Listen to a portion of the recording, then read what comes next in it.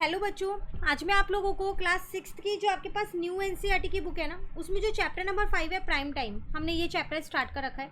Last class में मैंने आपको पेज नंबर 111 पे जो फिगर इट आउट के क्वेश्चंस थे इन्हें कंप्लीट करा दिया था। ये सारे क्वेश्चंस चैनल पे अपलोड हैं, जिसमें हमने फैक्टर्स एंड मल्टीपल्स के बारे में जाना था। आज हम प्राइम नंबर्स के बारे में जानेंगे। देखो, पहले हम खुद से समझते हैं प्राइम नंबर्स क्या होता है, फिर इन्होंने एक एग्जाम्पल से समझा रखा है, हम उसको देखते हैं। तो प्राइम नंबर्स वो नंबर्स होते हैं जो औरों की टेबल में नहीं आते एक्सेप्ट वन की टेबल में, तो क्योंकि सारे ही नंबर आते हैं ना। अब मैं इसका एग्जांपल आपको दूं तो आप ले सकते हो 3, 5, 7, 11, 13। ये वो सारे नंबर हैं जो सिर्फ अपनी टेबल में और वन की टेबल में आते हैं। तो मैं ये कह सकती हूँ कि प्राइम नंबर्स वो नंबर्स हैं जिनके फैक्टर्स नंबर इटसेल्फ और वन होता है, उसके अलावा कोई और फैक्टर उनका नहीं होता है। ठीक है, अब यहाँ पर आपको एक ये एग्जाम्पल सा कुछ दे रखा है। ठीक है, कह रहा है Guna and Anshu want to pack अंजीर, जिसको हम फिग बोलते हैं, that grow in their farm. Guna want to put 12 fig in each box and Anshu wants to put 7 fig in each box. दो जने हैं यहाँ, गुना और अंशु, ये दोनों ना वो अंजीर को पैक करना चाहते हैं। तो गुना ने 12 अंजीर एक बॉक्स में रखी है, ठीक है, और अंशु ने कितनी रखी है? 7 रखी है। How many arrangements are possible? Think can find out the different way how. Gonna can arrange 12 fig in a rectangular manner. वैसे रेक्टेंगुलर मैनर में उसने 12 अंजीर जो है एक के ऊपर एक लगा दी। अंशु ने क्या किया? वो 7 जो उसे रखनी थी उस बॉक्स के अंदर, उसने भी रेक्टेंगुलर मैनर में रख दी। ठीक है, उसके बाद आपसे क्या कह रहा है यहाँ पर? Guna has listed out this possibility, ये उसकी पॉसिबिलिटीज है। ठीक है, ये बाकी 1, 2, 3, 4, 5, 6, 7 ये अंशु की। How they are relate to 12? अगर आप देखो तो ये कैसे है, क्योंकि वो आपसे कह रहा है absorb the number of rose and column in each of this arrangement. देखो जरा, 1, 2, 3, 4, 5, 6, 7, 8, 9, 10, 11, 12। देखा जाए तो वो वैसे ऐसे उसने 12 ही अरेंज किया है, पर वो कह रहा है number of rose and column अगर आप देखो तो कितनी रो है? 1, 2, 3, 4, 5, 6 है, कॉलम 2 है। इसमें तो एक ही कॉलम है, ठीक है, एक ही कॉलम है और 12 रो है। इसके अंदर अगर मैं देखूं 1, 2, 3, तो 3 कॉलम है, 1, 2, 3, 4, 4 जो है आपके पास वो क्या है? रो है। तो वो आपसे क्या कह रहे हैं? In the second arrangement for example 12 fig are arrange in 2 column of 6। 2 column में अरेंज कर दिया, एक कॉलम ये रहा, दूसरा ये रहा। ठीक है, तो ये हो जाएगा 2 इंटू 6, क्योंकि एक कॉलम में 6 है, दूसरे में 6 है, तो 2 इंटू 6 12 हो गया। अब अंशु ने क्या किया? अंशु में एक ओनली वन अरेंजमेंट, उसने सिर्फ एक ही अरेंजमेंट की, उसने ऐसे 3 तरीके से अरेंज करके नहीं देखे जैसे गुन्ना ने देखे। उसने अरेंज किया 7 इंटू 1 या 1 इंटू 7, बस वो ऐसे ही अरेंज कर सकती। मतलब या तो वो 7 रो ले ले और सब में एक एक अंजीर रख दे, ठीक है, या फिर वो कॉलम एक ही ले, सॉरी एक ही कॉलम है यहाँ पर, ठीक है, या फिर वो 7 कॉलम ले ले और सब में हर एक में एक एक रख दे, पूरी एक ऐसी जैसे ये बनी हुई है 1, 2, 3, 4, 5, 6, 7। इसमें 7 कॉलम है पर रो एक ही है।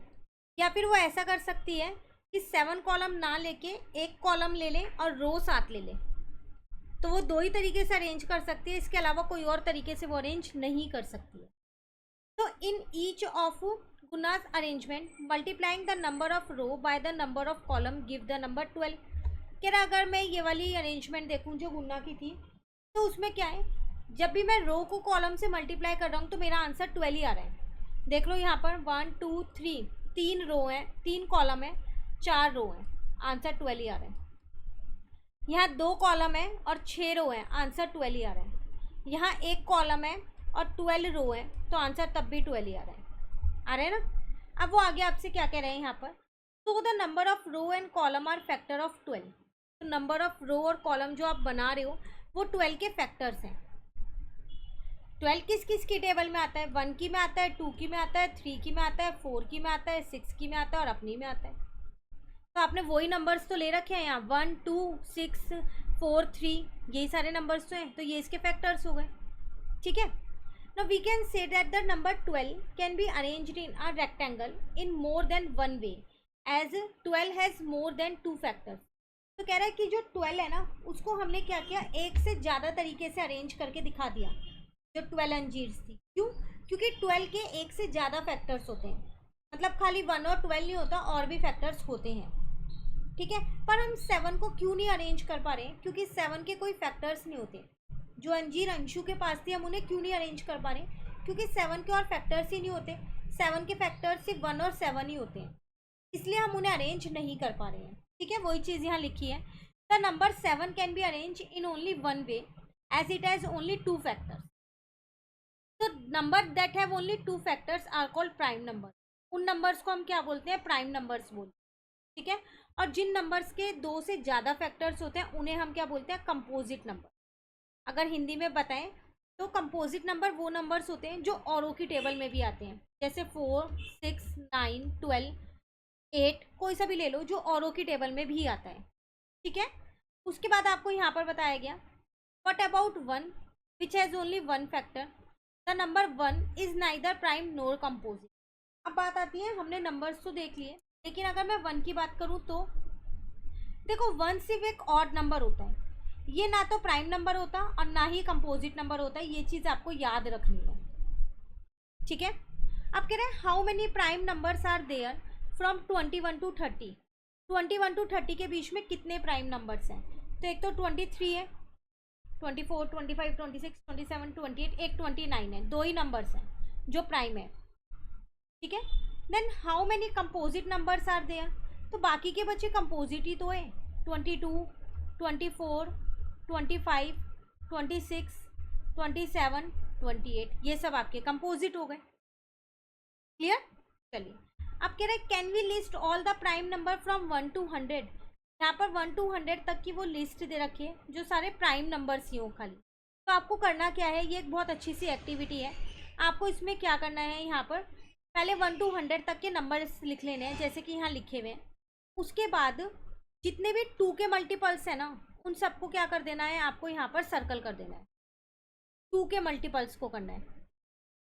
ठीक है, मतलब जैसे 2 के मल्टीपल्स हैं 2, 4, 6, तो उन सबको क्रॉस कर दो, सर्कल मत करो, क्रॉस कर दो। बस जिसके मल्टीपल्स को करो उसको सर्कल करो। 2 को सर्कल कर दो, बाकी इसके जितने भी मल्टीपल्स हैं सबको क्रॉस कर दो। जैसे 4 को क्रॉस किया हुआ है, 6 को किया हुआ है, 8 को किया हुआ है, 10 को किया हुआ है। पहला स्टेप ये करना है सारे नंबर्स लिखने के बाद। ठीक है, उसके बाद आपको क्या करना है, 3 लेना है, 3 को सर्कल कर देना है और उसके सारे मल्टीपल्स को क्रॉस कर देना है जितने भी हैं। जैसे 9 हो गया, 12 पहले से ही क्रॉस है 2 की टेबल में। ठीक है, 15 हो जाएगा। जो जो भी 3 के मल्टीपल्स हो बस सबको क्रॉस कर दो। नेक्स्ट आपको लेना है 5 को सर्कल कर देना है और 5 के जितने भी मल्टीपल्स हैं ना उनको आपको क्या कर देना है, क्रॉस कर देना है। ठीक है, उसके बाद आपको ऐसे ये प्रोसेस चलाते रहना है। कब तक? जब तक सारे नंबर्स जो हैं लिस्ट में या तो वो सर्कल ना हो जाए या क्रॉस्ड ना हो जाए। सर्कल और क्रॉस जब सब हो जाएंगे तब आप देखोगे कि जो सर्कल वाले नंबर्स हैं ना वो सारे आपके पास प्राइम नंबर्स हैं और जो क्रॉस्ड वाले नंबर्स हैं वो सारे आपके पास कंपोजिट नंबर हैं। अब बचता है सिर्फ एक 1, ना सर्कल है ना क्रॉस है। क्यों? क्योंकि 1 ना प्राइम होता ना कंपोजिट होता, वो एक ऑड नंबर होता है। क्लियर है? तो ये एक्टिविटी घर पे करके देखना है एक बार आप, तो आपको पता चल जाएगा कि 1 से 100 तक के बीच में कौन कौन से आपके प्राइम नंबर्स हैं। क्लियर? चलिए, अब यहाँ पर फिगर इट आउट के क्वेश्चंस आ गए हैं। तो 3 ही क्वेश्चंस है, नहीं और भी हैं क्वेश्चंस हमारे पास, काफ़ी सारे हैं। तो ये फिगर इट आउट वाला हम इस टॉपिक को नेक्स्ट क्लास में करेंगे। ठीक है, आज मैंने आपको प्राइम नंबर और कंपोजिट नंबर का जो टॉपिक है वो पूरा क्लियर कर दिया है। नेक्स्ट क्लास में से रिलेटेड क्वेश्चंस करेंगे। इस चैनल पे इस बुक के सारे चैप्टर्स अपलोड होंगे, तो अगर आपने चैनल सब्सक्राइब नहीं कर रखा तो जल्दी से सब्सक्राइब कर लीजिए। Thank you.